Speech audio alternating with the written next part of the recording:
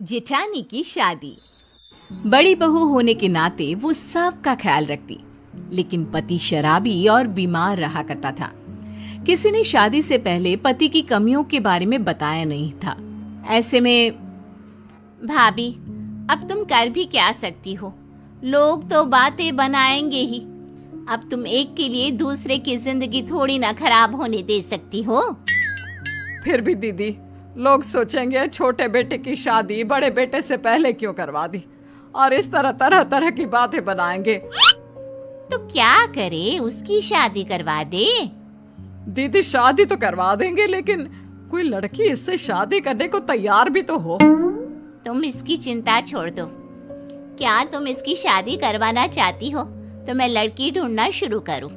हाँ हाँ भाभी, क्यों नहीं। अगर आपकी नजर में कोई लड़की हो तो बताओ, जो मेरे इस निकम्मे बेटे से शादी कर ले। कम से कम उसके आने से ये ठीक तो हो जाए। कुछ दिनों बाद, देखो तो कैसी है ये लड़की। गरीब घर की है, लेकिन सोना है सोना। अरे दिखने में सुंदर और घर के काम में तो जैसे सर्वगुण संपन्न।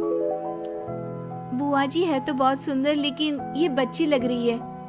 हमारे जेठ जी की तो अच्छी खासी उम्र है। माना शादी नहीं हो पाई, लेकिन उम्र थोड़ी ना रुकती है। अरे बच्ची है तो बच्ची जैसी ही लगेगी ना। तुमसे 5 साल छोटी है, लेकिन सुंदर और संस्कारी है। कमल के लिए इसका ही रिश्ता लाई हूँ, और लड़की छोटी हो तो ही कब्जे में रहती है। क्या कमल के लिए रिश्ता मिल गया? मुझे तो दिखा लड़की की फोटो। लेकिन बुआ जी, ये लड़की जेठ जी से बहुत छोटी है, और इस लड़की के घर वाले मान गए क्या इस रिश्ते के लिए? उन्हें सब कुछ बता तो दिया है ना आपने? और नहीं तो क्या, लड़की वाले मान गए हैं, इसीलिए तो तुम्हें दिखाने लाई हूँ। लड़की वाले गरीब और भले लोग हैं। लड़की के पिता नहीं है, इसलिए उनको रिश्ते के लिए मनाना मेरे लिए और आसान हो गया।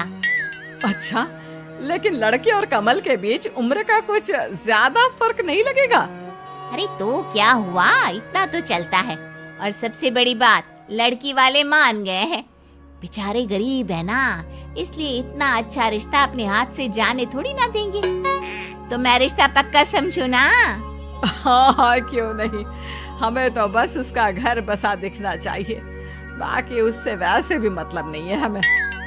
ऐसे ही कुछ दिनों बाद जेठ जी की शादी हो जाती है, लेकिन शादी के कुछ ही दिनों बाद जेठ की मौत हो जाती है। बहुत बुरा हुआ उसके साथ। अभी अभी तो उसकी शादी हुई थी, और शादी के कुछ दिनों बाद ही मौत। भगवान ऐसा दिन किसी माँ को ना दिखाए। लड़की के पैर सही नहीं थे। बुआ जी, ये सब कहना बंद कीजिए। आप देख नहीं रहे माँ जी की हालत, और उनकी बीवी को तो देखिए। अभी तो घर आई थी और पति नहीं रहा, ऊपर से आप। लगता है वो लड़की ही खराब थी इनके कमल के लिए, तभी तो शादी होने के बाद ही पति की मौत हो गई। भगा दो अभी से यहाँ से। हाँ, मुझे भी यही लगता है, क्योंकि मैंने भी यही सुना था कि इसके पैदा होते ही इसके पापा की मौत हो गई थी। लगता है इसके पैर खराब है। जिस घर में भी जाएगी अपने साथ अपनी ये मनहूसियत लेकर जाएगी।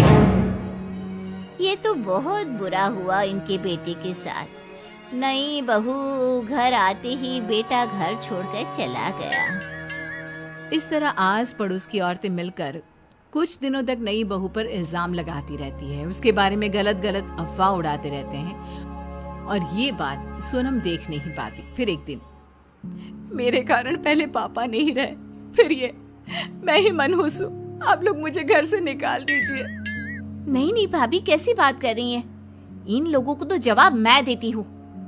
फिर बहू पड़ोसियों को कहती है, आप सबको क्या लगता है जेठ जी के गुजर जाने का गम केवल मम्मी जी को है और जेठानी जी को नहीं? वो उनके भी पति थे, जिसके साथ कुछ समय पहले ही इनकी शादी हुई थी, और शादी के कुछ समय बाद ये सब हो गया। और आप सबको लगता है कि उन्हें कोई दुख नहीं हो रहा? अरे उनके लिए तो ये सबसे बड़ा दुख है। बहू, ये क्या बोल रही है? चुप रह। मोहल्ला है ये, हमारा समाज है। समाज ही तो है ना माँ जी, किसी भी हाल में खुश नहीं रहने देगा ये। मम्मी जी, आप इन लोगों को चुप रहने के लिए क्यों नहीं बोल रही? आप देख नहीं रही ये जेठानी जी के बारे में क्या क्या बोल रहे हैं? इनको लगता है कि जेठ जी की मौत जेठानी जी की वजह से हुई है। ऐसा तो नहीं है माँ जी। हाँ हाँ, मुझे भी पता है, वो अपनी हरकतों के कारण नहीं रहा। कितना समझाया था गलत संगत छोड़ दे, लेकिन नहीं। माँ जी वो कोशिश कर रहे थे कि वो सब छोड़ दे, लेकिन देर हो गई। जब मम्मी जी आपको सब पता है तो आप इनको बोलती क्यों नहीं?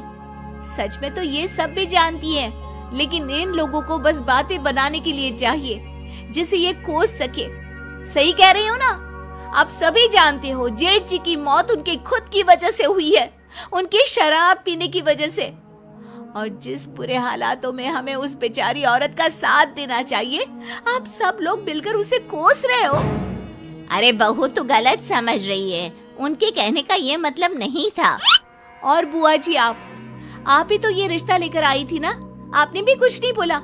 वो बेचारी लड़की जिसके पति की मौत अभी अभी हुई है, आप सभी लोग उसे हिम्मत देने के बजाय उसे कोस रहे हैं। अरे उस लड़की की तो पूरी जिंदगी बर्बाद हो गई है।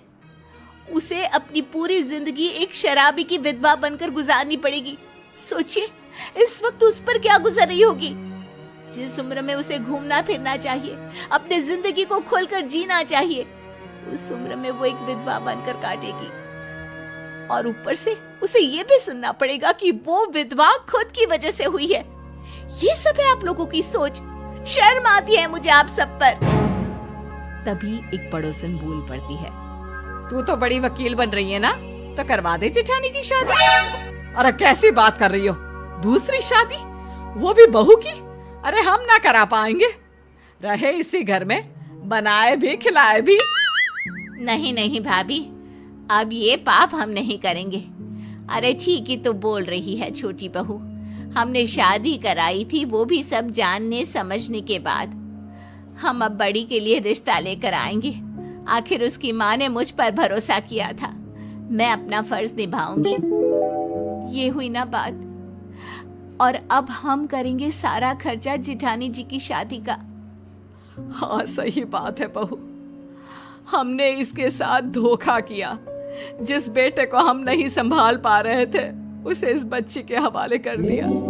बहू की ये बात सुनकर सभी बड़ी बहू से माफी मांगते हैं और सास और देवरानी मिलकर अपनी जेठानी की दूसरी शादी करवाते हैं।